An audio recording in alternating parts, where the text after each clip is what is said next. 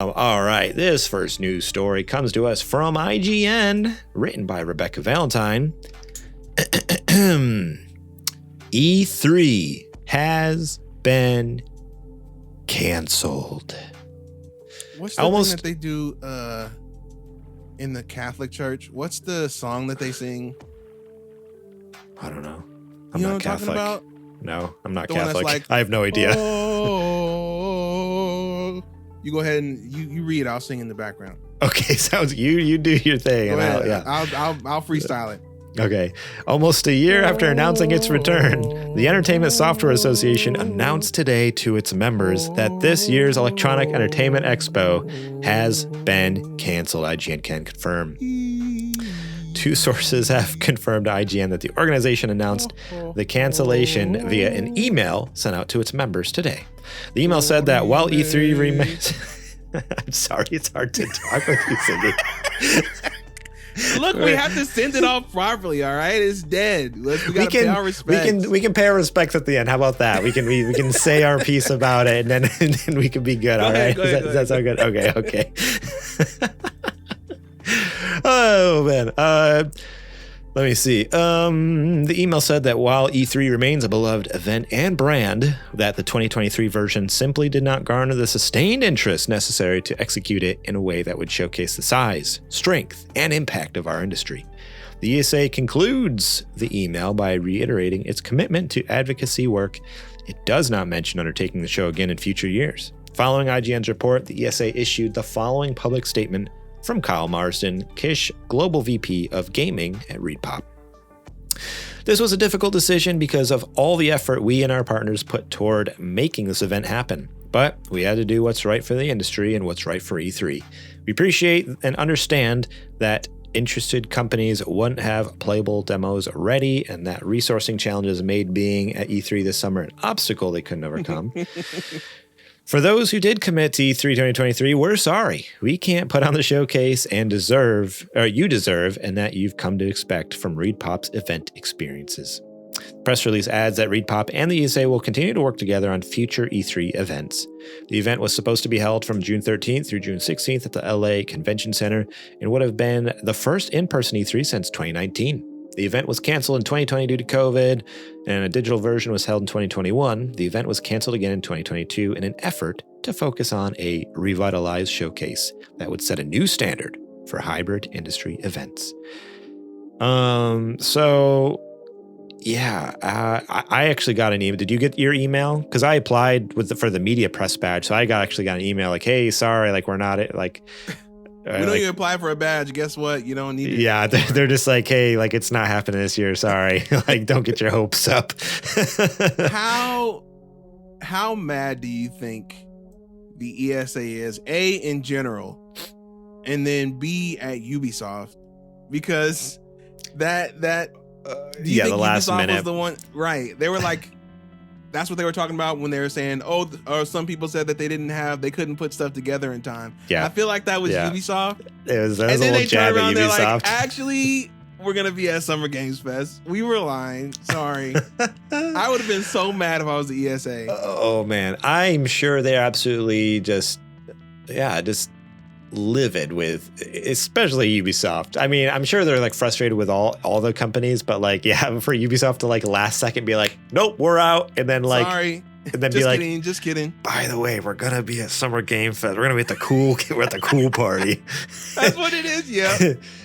Hey, this place is looking real lame right now. Let's meet you in 30 minutes at the so-and-so's house. You know, I think just say you're going home, and then I'll meet you at this restaurant here, and then we'll go do something. Yeah, I think the worst thing about it was Jeff Keighley's what he tweeted out. Not even 30 minutes. Not even 30 minutes later. And Summer Games Fest tweets the salute emoji. Oh, yeah. Man. In response to it, the salute emoji. And then also like the email like less than an hour later. It was like within the hour. I got an email to my inbox from Summer Game Fest saying like, Summer Game Fest still happening this year. Get all your blah, blah, blah from these dates. Like all these people are going to be here. I'm like, oh my God. And I heard this on another, burying them.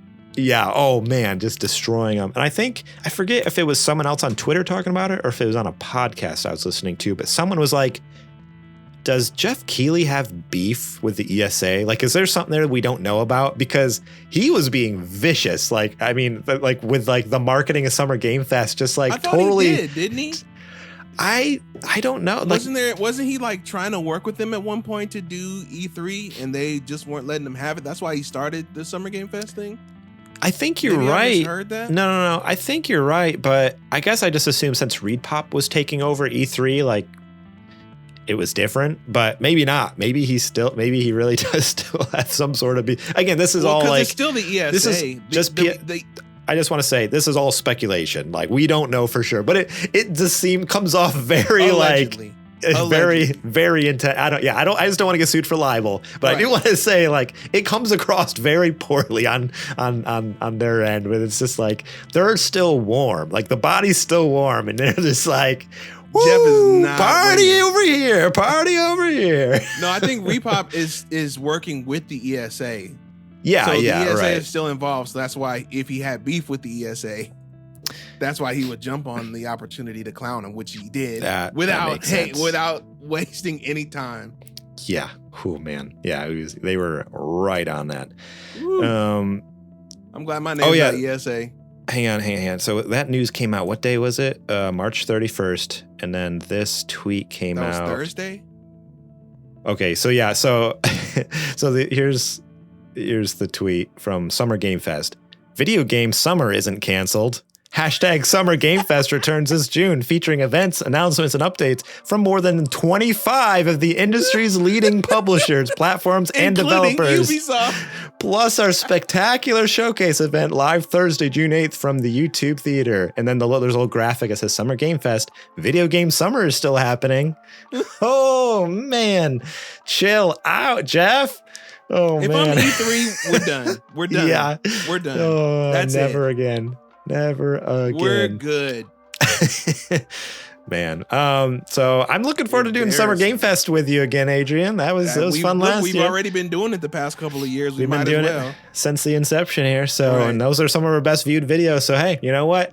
I'm sad. So here's the thing. Add it to the list. Rest in peace, E3. And I'm sad that I will never get to go with one. Because you know what? Since I was a small child, like that was my dream. When I first got me too. A Game Pro magazine in the mail and saw, coverage or watching G4 television, seeing coverage about E3, like reading about it, watching the recaps and stuff. Holy smokes. Like I wanted to go since I was like just a wee little kid. I'm like, one day I'm going to get to go. Yeah. And now I'm an adult and I was like, that chance was getting closer and closer. Like, this is it. Like, and then like, nah, joke's on you. Like, we're gone. We're out. Peace. I'm like, no, wait, this was a year. Like, I was going to go to one before you cancel it. I was going to do whatever it takes this year to make it happen. They're like, no, sorry, dude. You are like 30 years too late, dude. So sad day in that sense. Like, and especially throughout the day, seeing people's tweets with their memories and stuff. Like, so many, like, industry people have been going for decades, to this thing, the last 20 plus 30 years or whatever, because it's been around a long time. It's been happening a long time. And so, yeah, it is sad that it's not going to be around anymore, but it does make sense, right? Like, I mean, we live in a digital age. Like, people, you can get all the same information out there, just doing a nice, clean little stream, and you don't get all the networking and stuff, but I don't know. Like, I get why it's changing. I don't like it, but I get it, I think. Right. It makes sense. It's way easier to do a digital event, right? It's maybe a fraction of the cost because you don't have to fly people anywhere. You don't have to set up, you have to set up camera equipment and whatnot. But you don't have to buy out hotel rooms. You don't have to pay the ESA for space on the floor. All that stuff literally can probably save companies at least maybe a couple $1 million when you think about it, with all the expensive totaled up. Yeah, I'm sure. Yeah. I totally get why they wouldn't want to do that. And the ESA, I think the only way that they would have gotten people out there is if they were, they tell a Nintendo or a Xbox, hey, we'll cover your setup fees, we'll cover all that, just come. I feel like maybe they would have had a different story, but there's no way. There's no way they could have afforded that. It would have been $10-20 million show at that point. Yeah, I mean, and they were like, yeah, because you're talking about the ESA doing that for people. It's like, like they haven't had a real show for a few years, you know? Like, well, last year they didn't have a show at all, and then previous years it's been digital. So it's like one of those things where, like, yeah, I'm sure they don't even have the capital to do anything like that, to like kind of like have a little like startup program for people, like, hey, like just to like incentivize people coming back, you know, after a few years, like, we'll chip in. It's like, no, they don't have. They're probably hurting. So. Yeah, I don't know. It's one of those things. Selkie's in the chat. He says, E3 is always fun. I'm a little unbothered by its cancellation, weirdly. And he says, I went twice. And yes, it for sure was super expensive for them to set everything up. Money saver to just stream.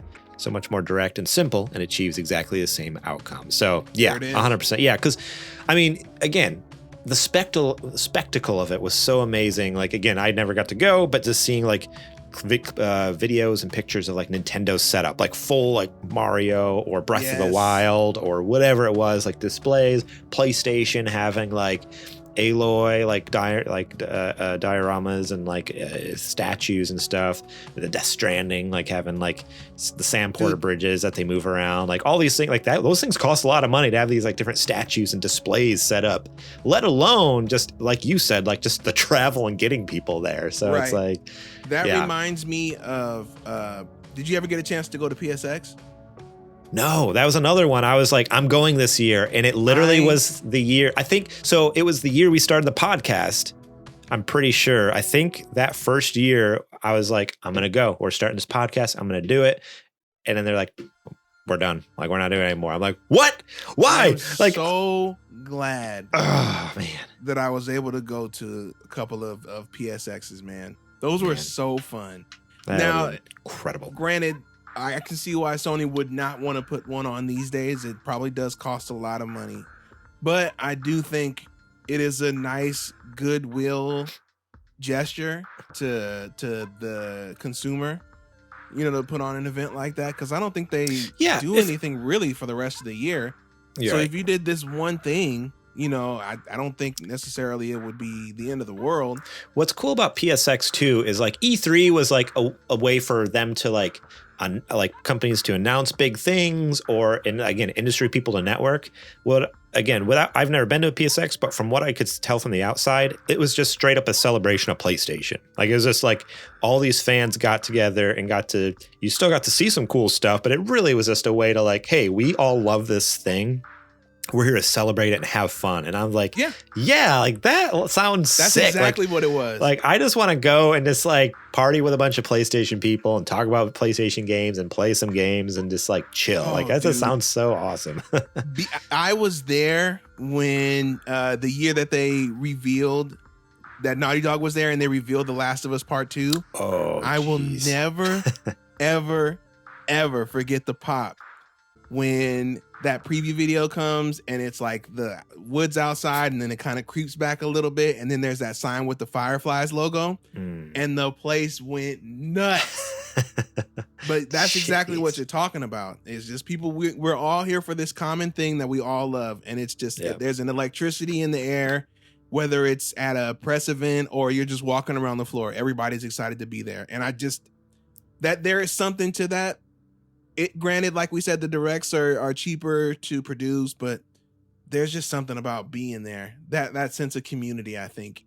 And I think even for developers, you know, being able to talk to the general public, to, you know, see talk to the actual people that have interest in their products, it does a lot for them too. It kind of is a morale booster for them.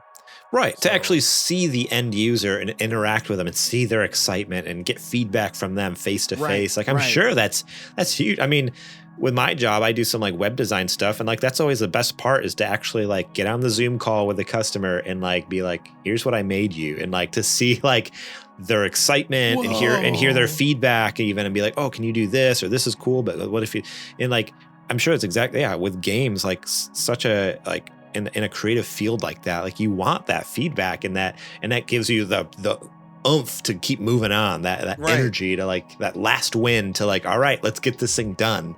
And yeah, it's sad that they just don't have those anymore, and they're dying off. They don't do it like they used to. Yeah, and like now, like okay, E3 is dying off, and I don't see I don't see like PAX dying off anytime soon, but No. I know those haven't been quite as popular as they were before COVID either. So that's like the bummer with that. Like I'm still trying to. Matter of fact, I'm on the mailing list for when PAX West, when the tickets come out. So they need to hurry up and announce that. Right? Yeah. Yeah. Because I got to go to one just in case. It suffers the same fate. Yep. Maybe what if we just start our own like PSX?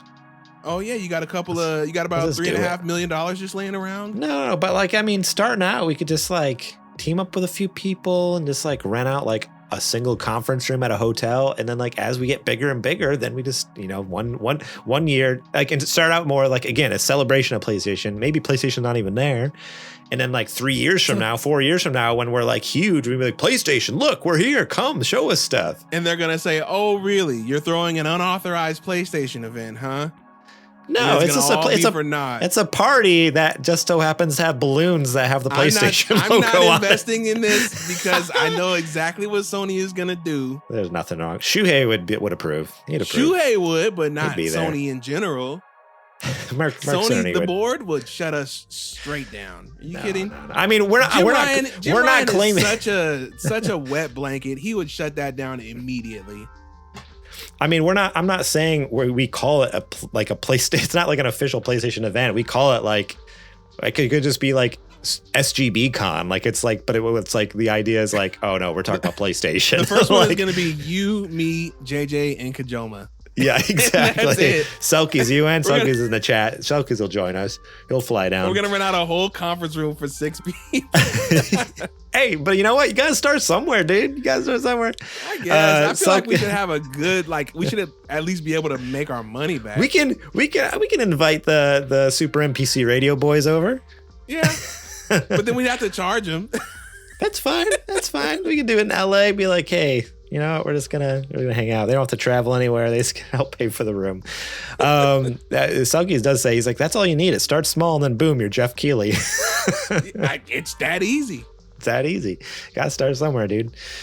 All right. So yeah, rest in peace, E3. We'll see if it comes back next year. They did mention like they say they look forward to working with Reed Pop on E3 events in the future, but I have a feeling it's gonna be if E3 comes back, it's not gonna be E3. It's gonna be a whole new thing entirely with the name, you know, or like E3 presents, and it's gonna be like a little like, maybe they're gonna start, you know, strictly doing digital stuff, which sounds not ideal. Like, I don't know, like that's you're just gonna be regurgitating whatever nobody's gonna give you an exclusive. You're just gonna be saying the same things after. Yeah, all the companies have already made the announcements. So why am I going to watch E3? But you know what it is? It's just they're going to start their own Twitch channel where they're just co-streaming. The host is going to react. They're co-streaming and reacting to Summer Game Fest. Oh no! Take that, Jeff Keighley. All right. Well, I don't have much more to add to that other than stay tuned. Yeah. Who knows? Maybe one day they'll come back, but I highly E3. doubt it. Yeah. Rest in peace. Thank you so much for watching that clip from our podcast. Remember, if you want to watch the whole episode, the full episode, link will be in the description below. You can click on that and check it out. We got listener questions. We got more news segments. We got what you playing. We got a lot of fun things. So yeah, more than just the news. There's a lot more to the show that you should go check out. So remember, click that link in the description. Check out that full episode.